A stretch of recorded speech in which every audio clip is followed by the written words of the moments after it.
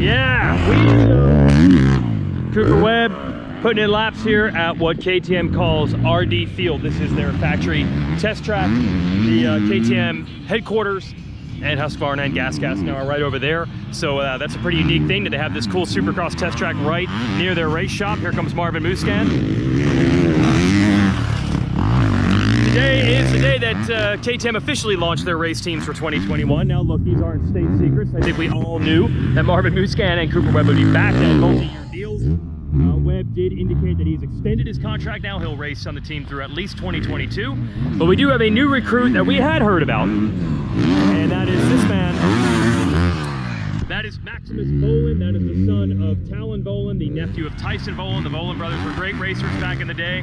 And now he is ready to turn pro, and he's going to start his pro career in Supercross. It's kind of unique. Fans up on the hillside checking things out. I don't know if they're supposed to, but they are.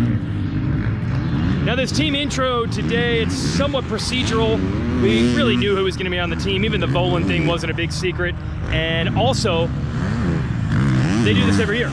So something was different this year, even though we all knew it was coming, and that was we have all learned not to take for granted going racing at all. And the real news is actually with the Rocky Mountain ATV MC-KTM Forrest Butler team. And Forrest Butler's emotions as he introduced his team for the next year. There was some breaking news there. Hard to describe how pumped he was. I thought he was just nervous being on stage, but it was actually his excitement of he kept the team together. Now we've had some real bad news in this industry as of late. On our last show, we talked about JGR Suzuki. They are done. JGR's finished as a team. The Geico Honda team was gone after the last motocross race back at Pala a little over a month ago. These factory teams were able to keep it going, but these private teams were all up on the ropes, and there was some trouble with that Rocky Mountain ATV MC-KTM team. Blake Baggett is not on the team any longer. All I've heard so far is they could not come to terms on the contract agreement, but every private team got rocked by 2020, and I don't think that Forrest Butler owned team is any different. So now they have Joey Savatgy filling the spot that was there for Baggett. I don't know what the future for Blake Baggett is. And Justin Bogle is back as well. But what this all comes down to is if you're a private team, you barely survived 2020, and many of them did not. So Forrest Butler was so pumped to just be here, to have riders, to see motorcycles, to see graphics. We all know the Supercross schedule. It has been the worst year ever for private Supercross motocross team ownership. But the ones that survived, they're absolutely euphoric. There's so many emotions running through this right now. Like I've talked to Jeremy Albrecht of the JGR team. He doesn't really want to talk to anybody about it right now. Like he just lost what he's sunk 12 years of his life into. He's none too happy about that. He's pretty bummed. Coy Gibbs, the team owner there, I texted him back and forth a little bit. Coy will bust on people no matter what his mood is, but you know that he is completely disheartened and heartbroken, and any other heart term you want to use, that his team is gone. As for the regular factory KTM team, I don't think there's any surprise. We knew who these guys were going to be, and we know they're going to be contenders. I do wonder, maybe back to the #2 underdog Cooper Webb, would he be a little bit better maybe than in his title defense? And Marv didn't even ride Supercross last year due to injury, so he's just excited to be back. And even in 2019 he had a good season, but he started it, didn't even know if he would ride when we were at this event going into that season, because he was coming back from a knee that year as well. I got to return my microphone. Look at that lapel. I'm gonna find that clip for you. Popped off. It's in one of these pockets somewhere. Yeah, I was a host of the event today. I'll find it. I was a host of the event today. I had to return my microphone. So these teams are just stoked to just be here, to just have a team, to just be riding, to have a Supercross schedule. I'll talk to some of the other people here on this Weege show, which I know I'm at the KTM track, but let's not forget, this is all brought to you by Honda and the 2021 CRF 450R. Put your competition on notice every time you go to the gate. It is lighter, it handles better, it's more powerful. That's why life is better on a Honda. Isn't it cool that we get to talk about 2021 teams, bikes, riders, schedule? See, I just get to do this easy stuff while Kellen here from RaceWeeks does the real shooting. And I'm so dumb that the gimbal I usually use, the battery's dead. We'll be right back and we'll talk to some more.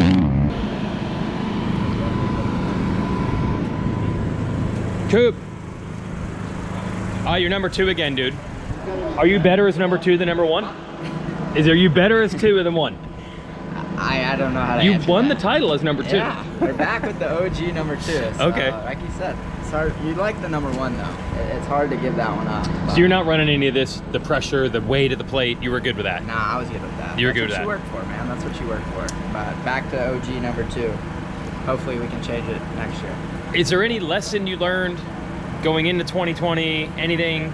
I mean, you were sick and just things didn't go your way, or is there something like, I'm going to change X, Y, Z to get off to a better start in the season? Yeah, I mean, it was a lot more adversity last year. Yeah. But I think you're always learning. You know, you're always trying to get better. Competition's always getting better. There's more guys. You know, I think last year I really nailed the end of the season. Yeah. And even before Dallas, I felt like things were clicking right after San Diego and stuff. But I think last year I just, you know, I was sick, but started off a little slow. So that's something that I feel like this year we really want to come in ready to go, especially with this series. It's a lot of racing in a short amount of time. You know, it's a lot like Salt Lake. So Yeah. that'll be important. And then, yeah, just improving. It's nice. We have the same bike riding right now what I race Salt Lake with. So I think that's nice too, just knowing you can go do your laps and not have to, you know, mess around with the bike. Okay, that's key because everybody was happy with Salt Lake. They like that, but usually people ride Anaheim 1 and then they freak out and they want to test and they want to change things. You can't do it. No, and I think that's the gnarly thing about this year. Like Yeah. I said, the first 5 races are, you know, within what, 8 days, Yeah. 9 days of Yep. each other. So yeah, you got to be on it. You got to come in with what you know and what you like, and there's no time. I mean, I don't even know if there's tracks or any riding that'll be done during the week. So Right. a lot different, but hey, you know, everyone's going to be dealt the same cards, and it's still 17 rounds, which is a long series, and just nice to be able to do that. You know, I was worried that it would be a 10-round series with all the crap going on, so it's nice to get all the rounds in, hopefully. You guys don't get any more insider info than anybody else. No. Like you were as unsure as anyone. I was completely unplugged for like a month, all of October, and Yeah. Ian called me. He's like, "Hey, they announced the schedule," and he told me, and that's how I found out. No insider trade here. Okay. And last thing is the back. Okay, look, first of all, you weren't looking for a break because I would say you wouldn't have done the work to get to the race if you wanted time off. Yeah. You would have just not raced in the first place. Like you were really hurt. It sounded pretty bad. Yeah, it was one of those things. I mean, it we're just managing it ever since Dallas. Yeah.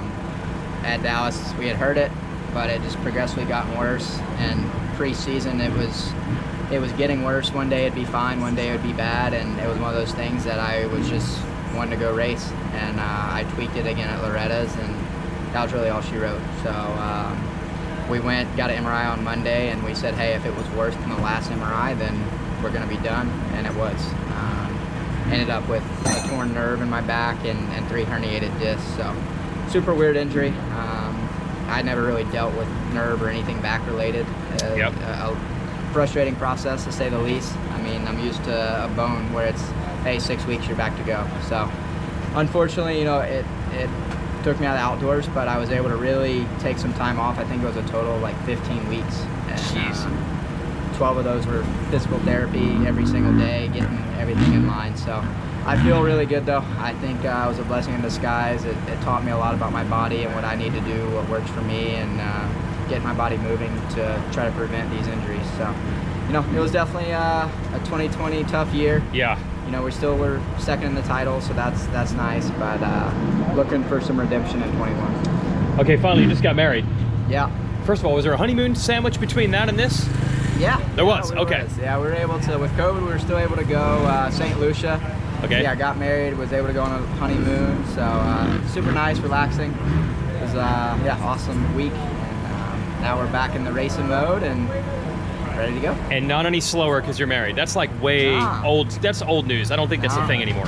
Yeah, that's the guy said I'm going faster, so Okay. that's good news. Okay.